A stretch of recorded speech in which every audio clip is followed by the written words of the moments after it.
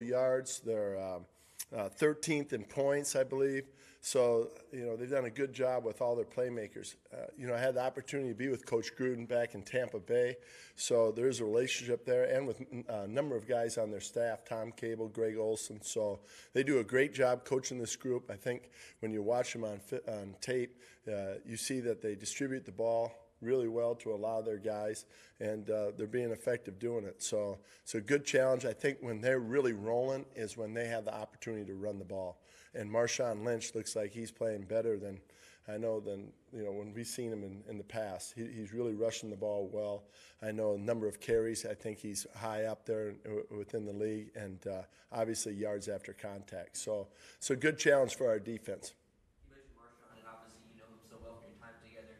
What's been the biggest difference this year compared to last year? I'm not sure. He ran pretty well last year too for him, but the yards after contact. Every week we look at running backs' running styles and the number of clips we can find to show our guys his running style and the yards after contact, and he's running very angry. You can tell that. I think that's been picked up by our team. Like Ricky said, you know Marshawn pretty well. Important to get to Marshawn early so he doesn't get those legs turning. Yeah, you can see that his speed. We showed a couple clips today. The Detroit game in the preseason, Cleveland, where it was a toss on the edge where, he went for long yards. And obviously when he gets going and has some space, and he can create space on his own too. He's a guy that attacks the edges. He'll run through the middle. And, we got to confine that space. Setting the edge is going to be really, really important just to try not to let him get going because, we're going to need everybody to get him down. Have you also tried to work on tackling? Because, he's one of those guys that just bullies you and bulldozes you. Right. I think that, he runs so strong and, the ability to use the stiff arm. And so I think that you have to go in. We've been, talking. We have it each week, but the tackling plan, what's effective and what doesn't work with his style. Do you feel like you guys are still trying to see what works best in terms of how to use Derwin? Yeah, we move him around quite a bit. I guess if you looked at the past couple of games, so, I think just to give different looks to the offense, maybe, and coverage-wise and putting it all together, where's he going to be and, where are some of our other guys going to be? Gus, has he been doing some bandit that you guys use in Jacksonville, Seattle? Has he been that guy? We have done that in the past, yes, and at times he'll be that guy. Good. He came back and was excited to be back. He's got fresh legs. You can tell that. So he's obviously been working out pretty heavily, over this time frame. So it was great to see him come back. His attitude's great. His work ethic's great. And he's in shape, ready to go. Will he start? You know what? We haven't talked about that right now, but should see him play. Gus, in terms of third down, what do you need to do differently to bring that? Right. It's a good point. If you look at last week, there was, that long drive that they had. We played man coverage, we played zone coverage, we played pressure. We did some other things, mix it up, trying to find out, what would be effective. So I felt like we were getting pressure on the quarterback, and he did a good job getting rid of it and made some timely throws. So I think we just need to look at, how can we play even tighter coverage? Even tighter coverage. I think there's going to be times of that. Obviously, we're a pretty heavy zone team, so we got to tighten up our zone coverage. There's a lot of space. I think now when you're looking at teams, they're really utilizing the whole field, and with that, at times there's some windows when you play zone coverage, so you hope your rush can get there so that, there's not a long period of time to see those windows. You mentioned Derwin's moving all over the place, and you're trying to figure out how best to effectively use him. Is that slowing down his play speed at all? No, I would say no, it hasn't. I've been really impressed with him. I know that was a question during training camp, how's he doing?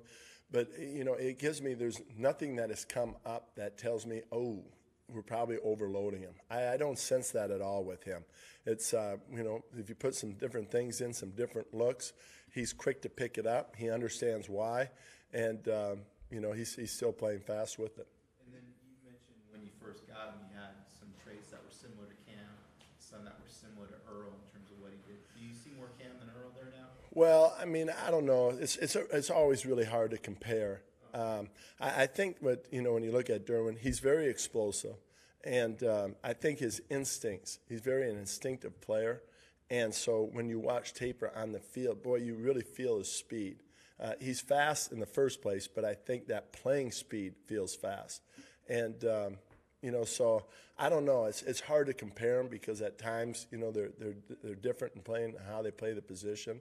But, and both those two, I hope he has a lot of qualities of those two because that means he's going to have a great career. Is that speed and explosiveness, does that make him especially effective when it comes to rushing the passer just because the ball is getting out so fast now? Yeah, you know what? I think, we look at trying to utilize everybody's skill set.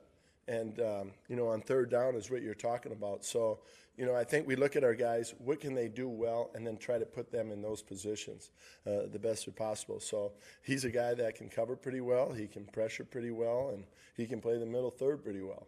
So I think it's, if you're talking about him, utilizing his skill set, but we've got other guys that have great skill sets too, and I think we gotta look at the big picture. Coach, what have you seen on film from Derek Carr? You know what? I think with him, with the run game, when it's really going, it helps him.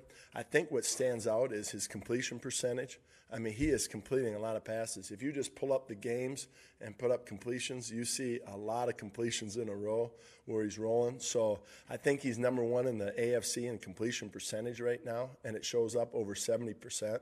So, when he has time and in a rhythm, he's been very, very effective. So I think he's been playing very effective. I'm sure there's a few, in the Miami game he looks at that were interceptions that he wish he had back. But I would say overall he's playing at a really high level.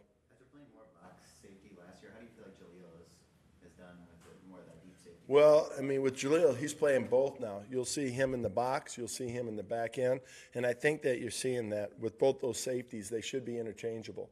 And to have that flexibility to do that. So the disadvantage of it is that you got to split time on working on both of the techniques. Last year with Trey, he was completely a free safety, and he worked on those techniques over and over again. We're putting more on Jaleel's plate now. I know we talk about so much how much we put on Derwin's plate, but Jaleel, it seems like. Yes, both Jaleel and AP, both of those guys. Because of the versatility they give us and the flexibility, when you move Derwin around, you're moving other people around. And so it falls on their plate. But, that's what you appreciate about those guys. Not only are they good players, but they're very, very intelligent players, and it gives us that flexibility. What's the biggest change you've seen from last year's Raiders offense to this year's Raiders offense? Well, the tight end, I think how involved the tight end is. He is a big man that his yards after contact, they have no issues dumping it down to him. There was a 3rd and 12, and I think they dumped it to him at 5 yards, and he got the first down, because he is such a physical presence, and you talk about tackling plan for Marshawn, him as well. So I think they're utilizing him around. They're really spreading the ball around. They've had multiple times when guys have had 100-yard games receiving, and it might be different guys each week. So just the ability to spread it around, utilizing the tight end and the running game and how it's going. I mean, there's a reason why they're second in yards in the NFL. Okay? Okay, thank you.